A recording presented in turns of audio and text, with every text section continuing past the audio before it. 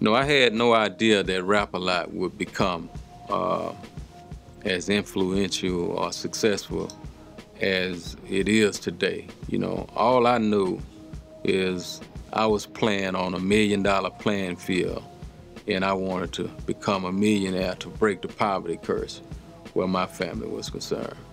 I tell everybody as I travel around the world, Chicago was the first city to embrace Rap-A-Lot.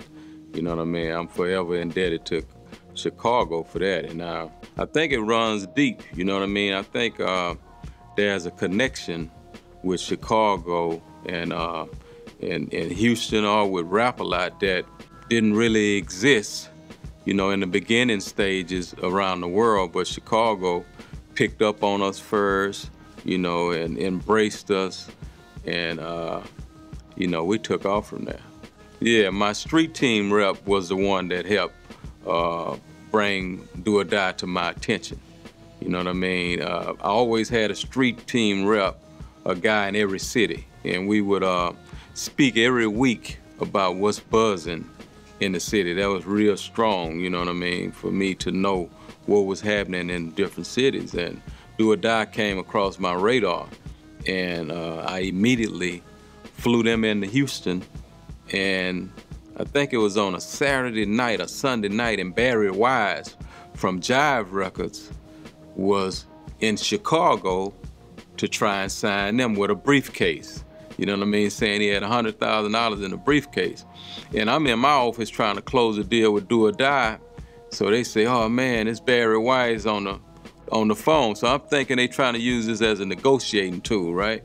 So I'm like, man, let me see who this is. So I get on the phone, you motherfucker, and where Barry Wise comes, you motherfucker. I'm like, this is a closed situation, Barry. We'll talk to you later. Yeah.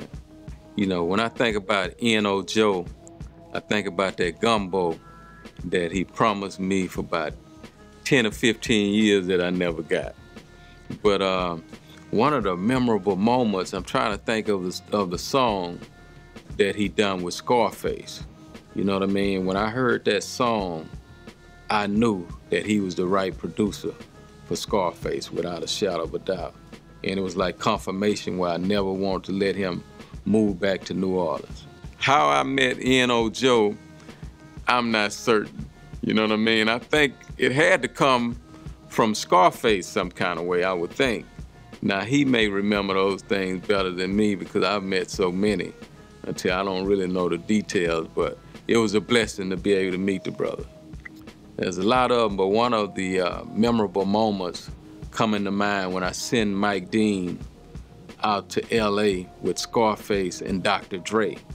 And I gave him specific directions to make sure he didn't come back to Texas without that sound that Dr. Dre, you know what I mean, had where his records was concerned. I knew when I put on my wax in the club and Dr. Dre done put on their wax, it was much louder and crisp. So I knew he was doing something. So I sent my best man out there to be a spy, and he came back with that information. So my take on how, you know, the business has changed is it's a situation I wish existed back when, you know, in my era, you know, whereas it took me 6 months, sometime working a record a whole year to do some of the same things that they can push a button and do and connect with the world and outside of the United States as well.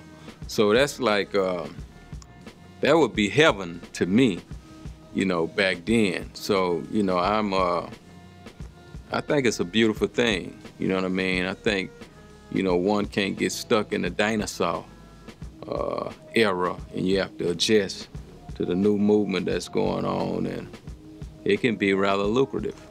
With me not being God, it's hard for me to really know, you know, which way things are going, but, you know, as an entrepreneur, you know, I do know, you know, some adjusting have to take place wherever it go. So just having the mind and the openness to adjust means everything.